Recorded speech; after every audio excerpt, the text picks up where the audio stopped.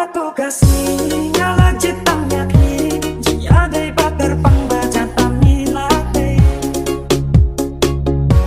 ayom kibat yang tam jaga baik na jihun tam simbati ban yodon rika ikula balakle banam ino marwe sare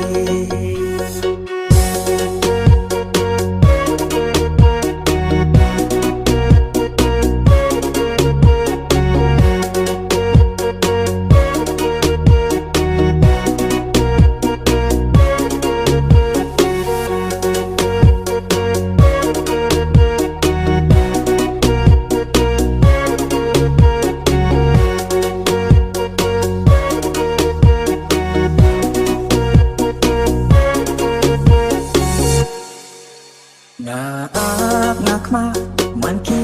ayon baki jagat pangi jule nga kwayo i hanre nang tipsyo lano ka por bapien wan pai